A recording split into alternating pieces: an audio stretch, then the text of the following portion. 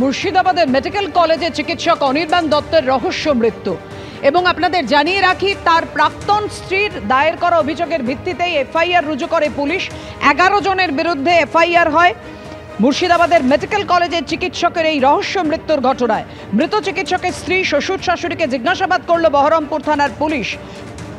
চিকিৎসক অনির্বাণ দত্তকে ষড়যন্ত্র করে খুন প্রমাণ লোপাটের অভিযোগে তদন্ত শুরু হয়েছে।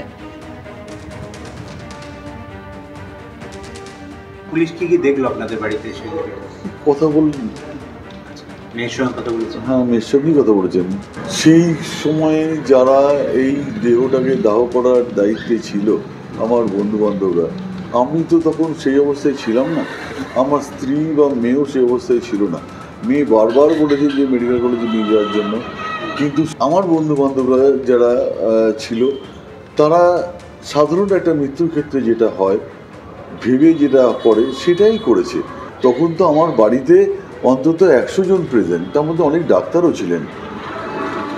আমার যে যখন আমি এতে নিয়ে যাই, শ্মশানে নিয়ে যাই, তখনও তো মানে বেশ কিছু ডাক্তার গেছে। যদি কাউরির মনে হয় যে এটা ঠিক হচ্ছে না, তাহলে তো তারা তো মাথা দেবে বা তারা তো বলবে যে না, এটাকে পিএম করা উচিত। দিলে কেন করবো না, আমরা কেন করবো না? রাজীব, কি কারণে মৃত্যু সেটা কি জানা যাচ্ছে? পুলিশ কি বলছে?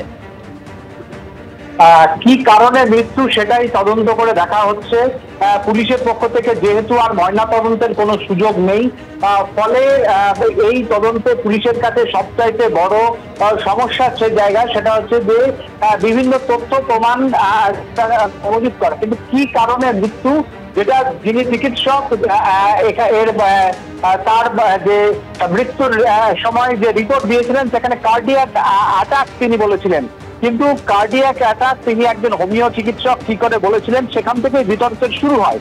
এবং এই বিতর্কের মাঝে কিন্তু একেবারে সেটা যে বড় কথা যে অনির্বাণ দত্তের যে সমস্ত সহকর্মী রয়েছেন, বিভিন্ন চিকিৎসক সংগঠন, তারা কিন্তু অভিযোগ যেটা করতে শুরু করেন যে এইভাবে যদি একজন হোমিও চিকিৎসক কোনোভাবেই এটা লিখতে পারেন না, ফলে ময়না তদন্ত না করে কেন দ্রুত মৃতদেহ এভাবে পুড়িয়ে দেওয়া হলো, সেটাই সবচেয়ে বড় প্রশ্ন। এবং কি কারণে মৃত্যু, যেটা অনির্বাণ দত্তের তার স্ত্রী এবং তার শ্বশুরবাড়ির লোকজন পুলিশের কাছে যেটা বলেছেন সেটা হচ্ছে যে আগের দিনকে তিনি আসেন এবং অসুস্থ হয়ে পড়েন, একাধিকবার বমি হয় এবং তারপরেই কিন্তু তিনি মারা যান বলে অনির্বাণ দত্তের শ্বশুরবাড়ির লোকজন এবং স্ত্রী পুলিশের কাছে জানিয়েছেন।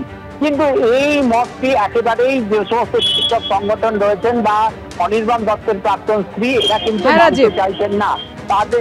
তারা বলছেন একটা প্রকৃত তদন্ত হোক এবং সেটা নিয়ে এখন প্রায় 11 জনের নামে। একদমই, মৃত চিকিৎসকের স্ত্রী শ্বশুর শাশুড়িকে জিজ্ঞাসাবাদ করে কি তথ্য পুলিশের হাতে আসে, অবশ্যই সেদিকে আমাদের নজর থাকবে। ধন্যবাদ তোমায় রাজীব।